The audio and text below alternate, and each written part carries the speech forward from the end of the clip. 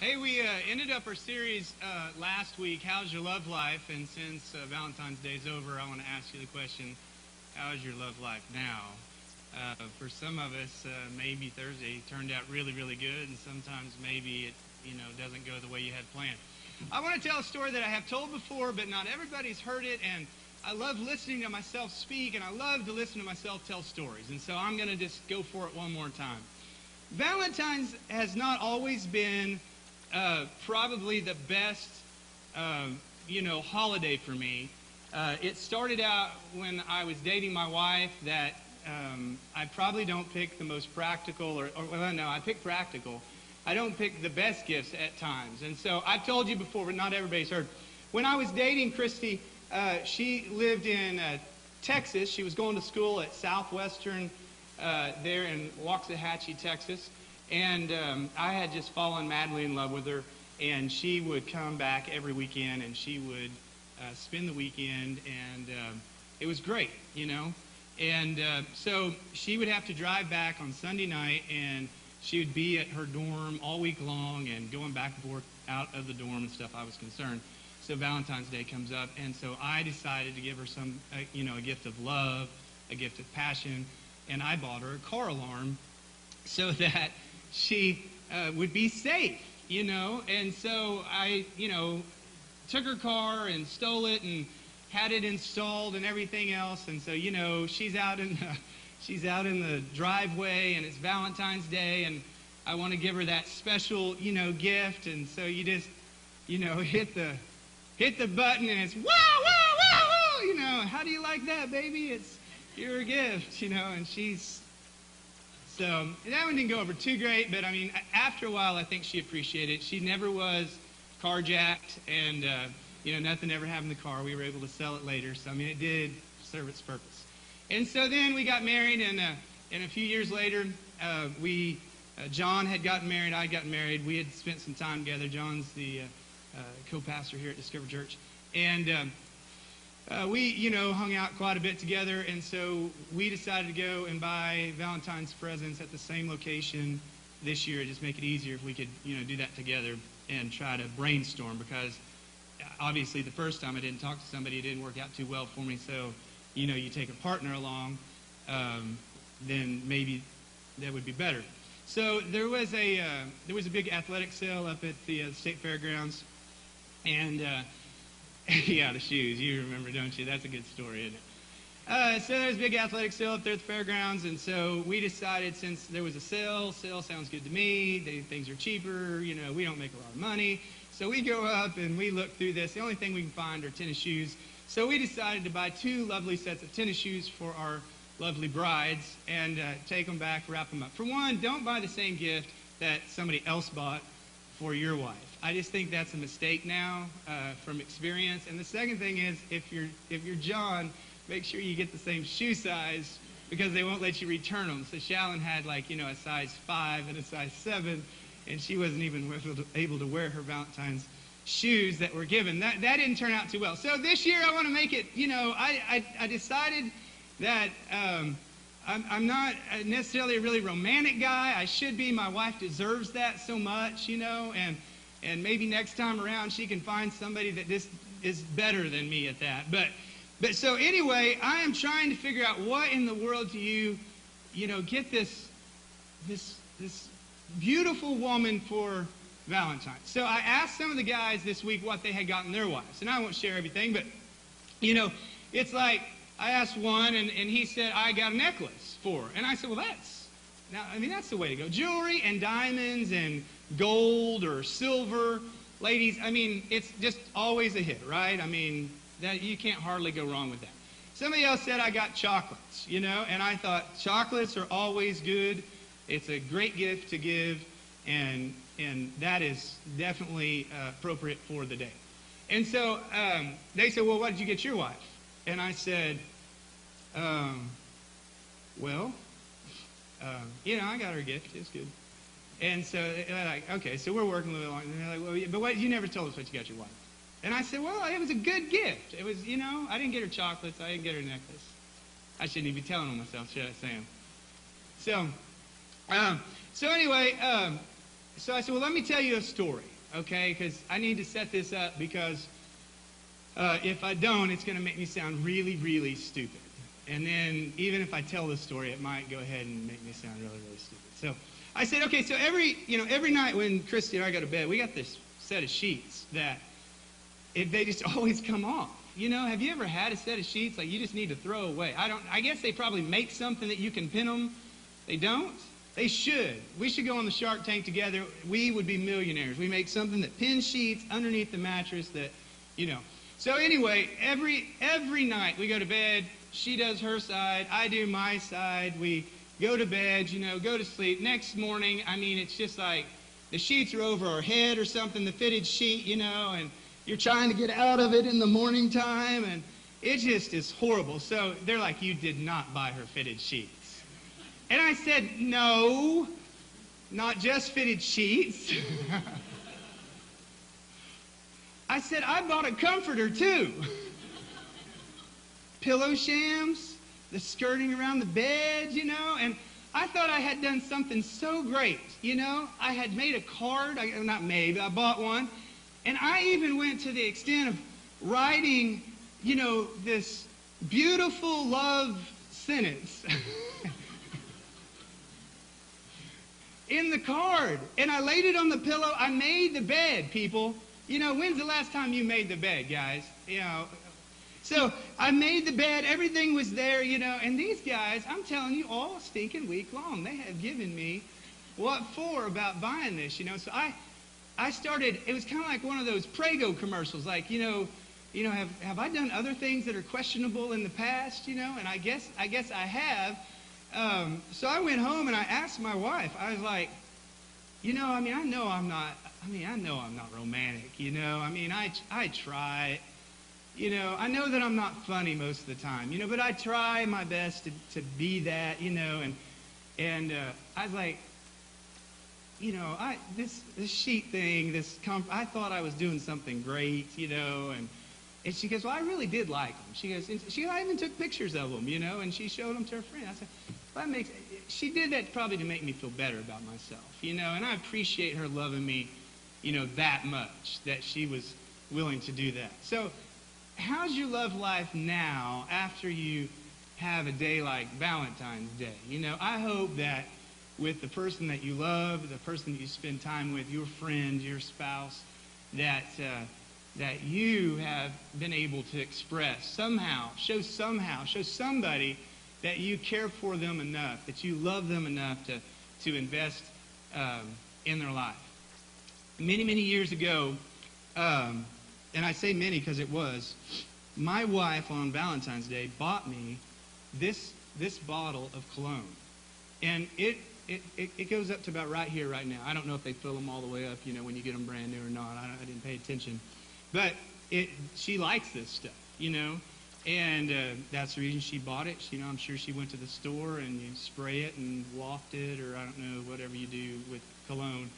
And so she bought it. And it's in my cabinet, in my bathroom. And I use this on special occasions. This is not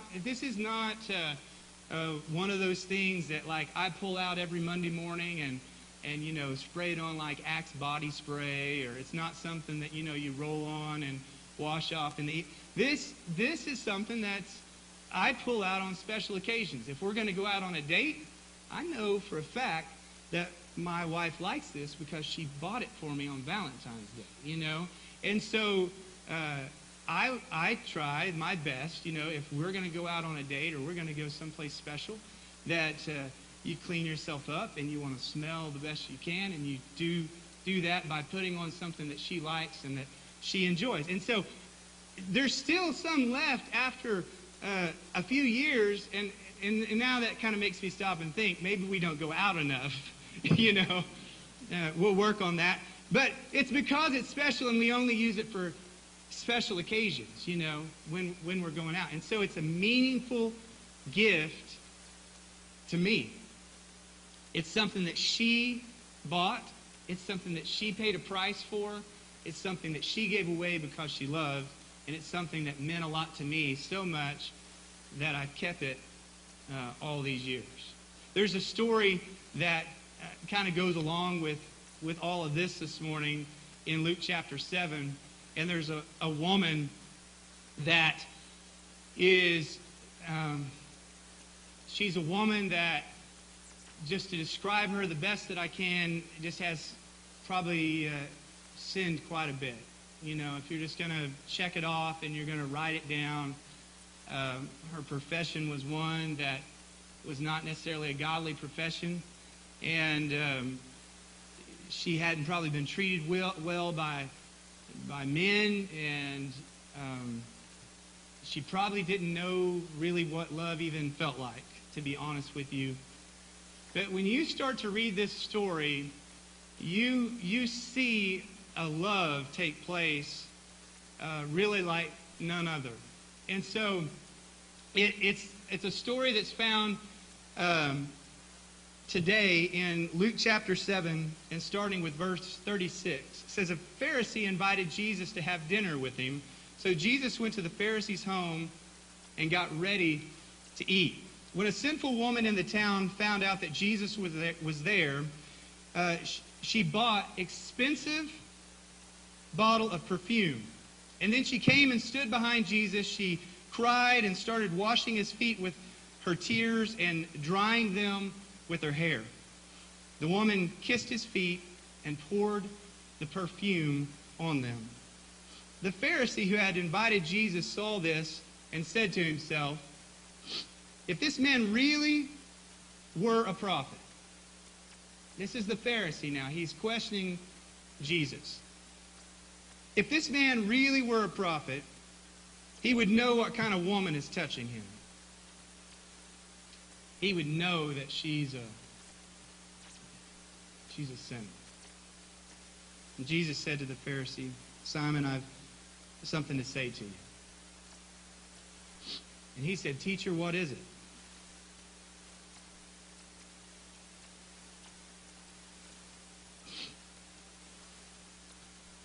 So Jesus told him 2 people were in debt to a moneylender. One of them owed him 500 silver coins, and the other one owed him just 50.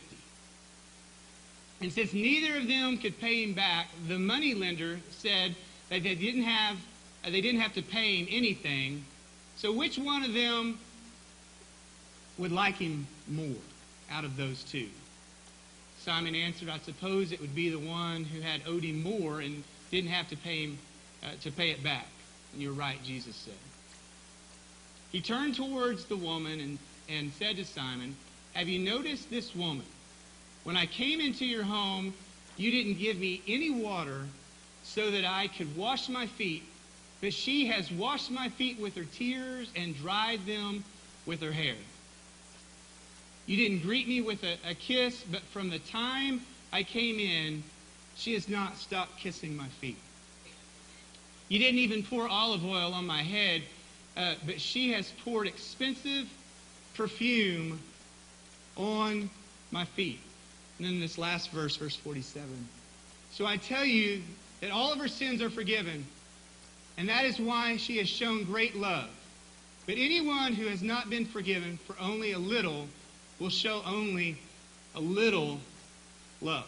So the woman comes in, and in this time, it's very customary for doors to be open. They're fixing to dine, they're eating together, they're reclining at a table, one elbow back and their feet behind them, and they're lounging there at the table. They're at the Pharisee's house, there with lawyers and probably some important people.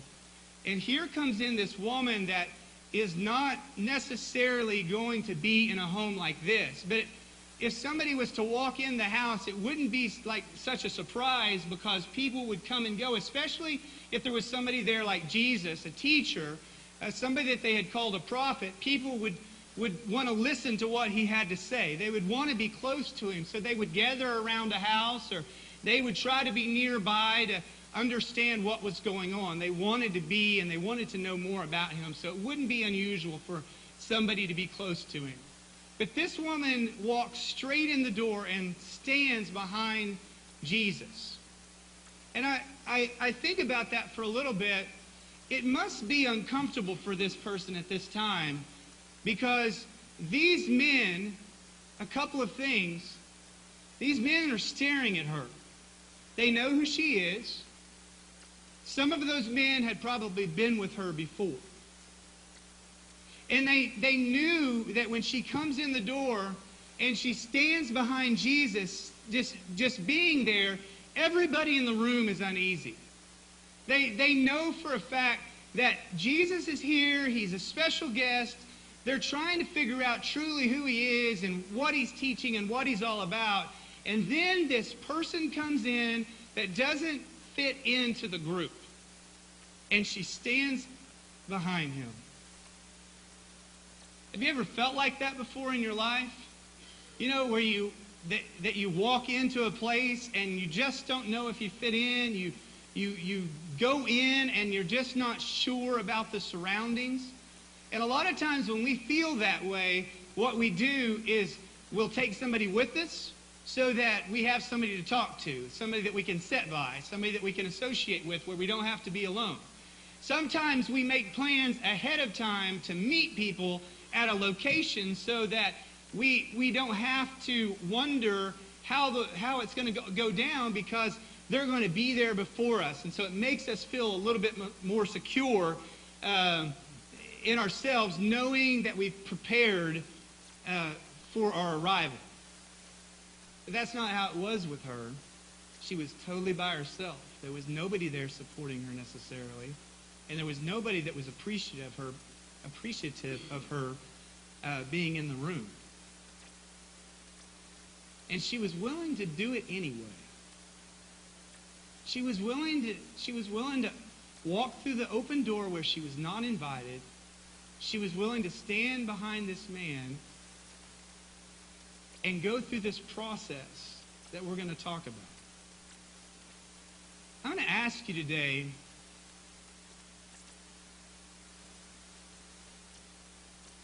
if you're willing to do things in your life for God that's uncomfortable. We're a people that really like to be comfortable, you know? My mother-in-law's microwave went out above her stove the other day. And she told me, she said, how do we cook anymore without microwaves? You know, that was just the question. So, I mean, they went that week, they got a microwave and reinstalled it. So, you know, she's a cook. I mean, she uses the stove and all the time, but we like comfort. It's not like you couldn't cook on the stove. It's not like you couldn't do things another way, but we really like to be comfortable, and especially when people are watching us, or they expect something out of us, or they want us to be a certain way. We don't like to be uncomfortable. And so we find ourselves in a spiritual realm most often uncomfortable. And so you have to decide whether or not you're going to work through that in your spiritual life or you're just going to walk away. Guys, I understand 100% that it's uncomfortable a lot of times to walk into a room full of people and sit down. And a lot of times it's not our personality when somebody on the stage says, would you please, stand up and just worship God with me. And you're like, I don't know about this. And not only that, but we want you to sing, and maybe you're a singer in the shower. Maybe when all the family's gone or everybody's out of the house, you're singing Rascal Flatts, right there under the water. Maybe that, but don't ask me to come into a room full of men and women and children and sing, show me the way, show me the way.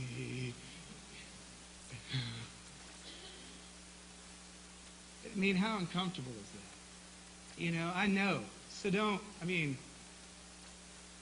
why would you make me do that? It's uncomfortable. It's awkward. I don't sing, and it's not that we're just asking you to sing. God's asking you to worship. It's totally different. Let me just tell you, I don't care if I've got a great voice or a bad voice. I don't care. necessarily if you like it or you don't. In a sense, I just want to worship. And so, there's so many times these guys will start leading, and I just go to the place where they're going. I mean, they're headed towards God, and I'm just going to go there with them. And I close my eyes, and I don't know who's around me, and I just decide. I don't know if my wife's watching me. I don't know if my kids are watching me. I don't know if people in this room are watching. I don't care. You just go to that place, and it just seems once you get there, into that spiritual realm where God is there and you visit Him. I don't know how many times you've been to that place. I don't know, guys, if you've ever been to that place or not. But I invite you to go. But it's uncomfortable.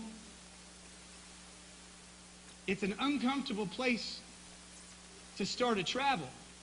Because all of a sudden, you have to let go. And you have to decide that an image isn't important.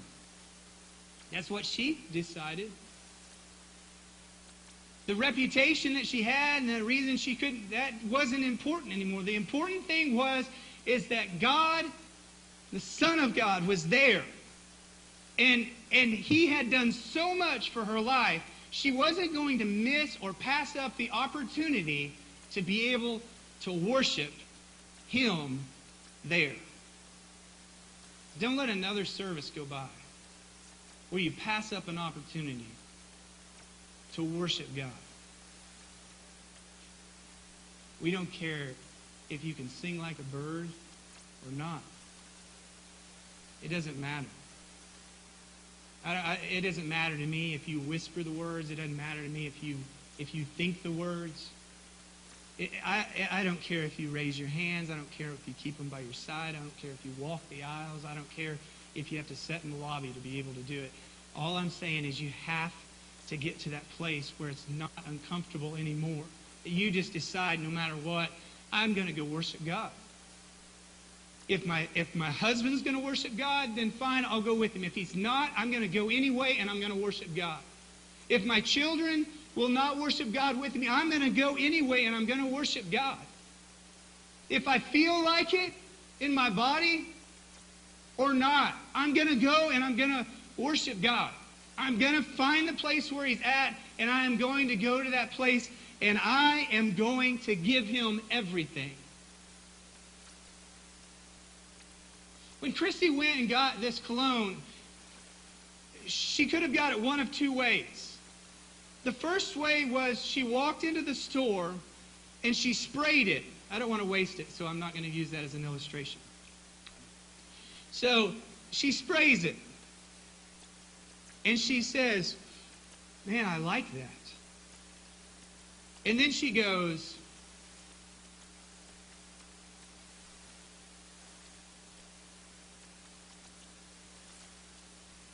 I think I'll get that for my husband. That's the first option. Christy's never been to jail, unlike me.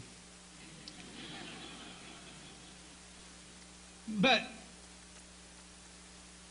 I think what she did was she walked in the store and she sprayed it. I'm not going to do that because I don't want to waste it. And then all of a sudden she smells it and she said, I really like that. I think I'm going to get that for my husband. And she went to the counter and she set it down, and there was a price somewhere on a box. There was a cost to what she was getting. And she paid whatever that was to that clerk, to that lady that was taking the money, and then she brought it. And that's what this woman did. She went and bought this ointment, this perfume, this fragrance that smelled so great. And she came to Jesus, and she didn't just come in an awkward state and stand there before Him and didn't have anything to offer, but she had this fragrance, this perfume. They say it could have cost up to a year's worth of wages. It was an investment that she had made. Other people say, why in the world would you let her waste that day? Why would you I mean, why would that even be important? She knew why it was important. Because she had a love for him that was much greater than anybody else in the room. She stands at his feet. I want you to get this picture today of love. With everybody staring. With everybody watching. And emotionally, she begins to break. I love him so much. And she begins to cry. Not just one tear, but a river of tears. She begins to cry so much that it falls to his feet as drops began to hit his feet. The dirt that had been on his feet from traveling begins to run. And that just cannot happen. And so she undoes her hair from the bun that she has, and she lets it begin to fall. And you can see her as she kneels down on her knees and still crying, she begins to wipe his feet with her hair. It's all out of love. It's all out of appreciation. It's all out of gratitude that this man did not judge me when he came into town. Not only did he not judge me, but he told me there was another way to live by changing my life and not living it the same way that I had before. All of these other men showed me what I thought was love by their payment. All these other men told me to my face they loved me, but they all, for some reason, turned around and they walked away. And so when he came into town and he said, "I love you," I think she must have expected something totally different than what he had to offer. No longer did she have to hurt. No longer did she have to be embarrassed. No longer did she have to have the reputation that she had. No longer did she have to be the way that she was. So no wonder she began to cry.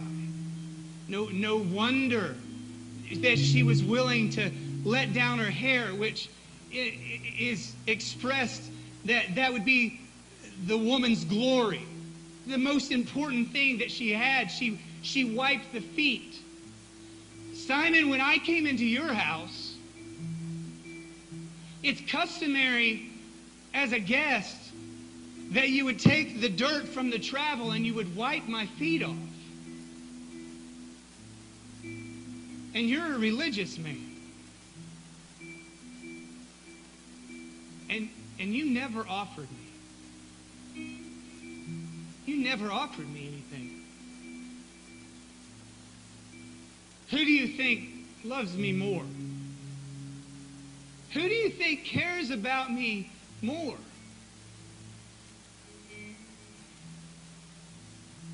Well, this woman had a lot to be forgiven for sure. But everything was. Maybe today you've known of him for a long time. Maybe today you have followed him for many, many years. Maybe today you come in somewhat complacent and saying, "I've always had a relationship." But it seems sometimes when Jesus is in our presence, we forget.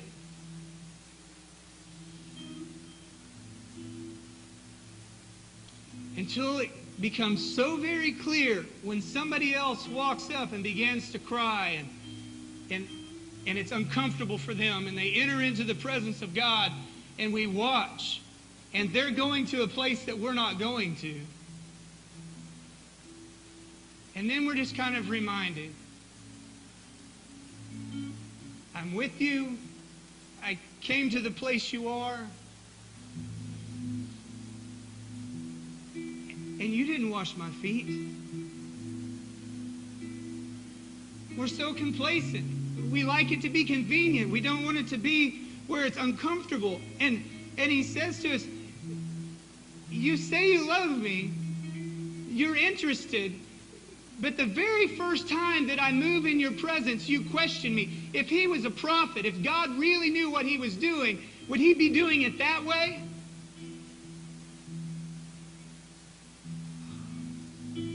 God, I'm so sorry that we look at you sometimes and we question what you do, and we try to make it fit all in our box.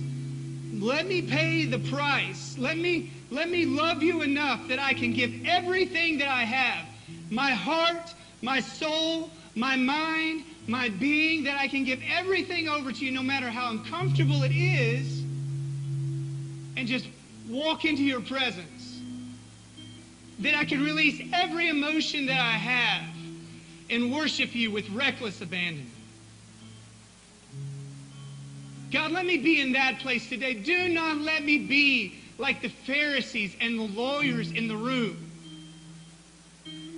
that question every time whether or not it's real or God's doing something in our lives. Or let me just say this today. When you have little invested, there will be little reward. Simon did not have anything invested. He didn't wipe off his feet. He did not cry for him. He did not do anything except what was good for the appearance of the other men in the room.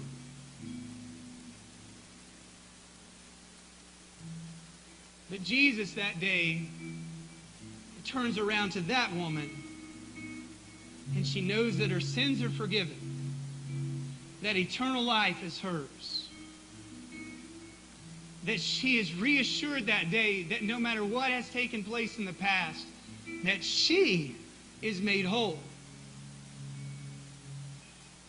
And anytime you want to come back, you're invited. My door's always open. Out of all the people in the room today, Jesus chooses her.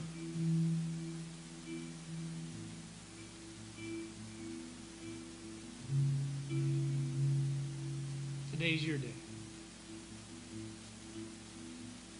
It's your day to walk through the door. It's your day to take whatever you have and to lay it before his feet. I don't know if you'll cry tears or not today. I don't know if your emotions will overwhelm you. I don't know today that those things will take place in your life. I don't know. Some of you will be so sorry that you have just forgot the way, and that you have just not recognized that you were not in the room for the right reasons. Some of you will it's just like you'll need to walk out for a second, and then you'll turn in and you'll walk right back in, and you'll say, God, I've got it now. I understand. I should have been worshiping you the whole time. I should have been with you the whole time, and I just wasn't.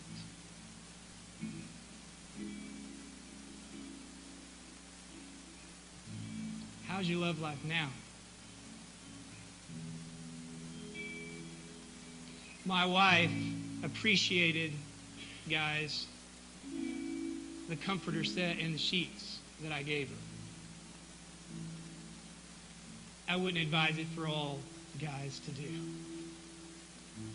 but it worked for us because it was something that we needed. It was something that she thought I thought through, and she really did like it. I really do appreciate the thoughtfulness of what she's given me, and I've cherished it over the years and use it on special occasions. It's important. It's called love. And so what do you have to offer him today? The only thing he requires of you, the only thing that he wants from you today is you. Just the way you look, just the way you are. Don't you dare start cleaning yourself up on your own. Don't you dare start thinking, I've got to be a certain way. Don't. You will never be good enough. It'll never be great enough. It'll never, ever, ever. It's just you and Him today in a room together. And He chooses you.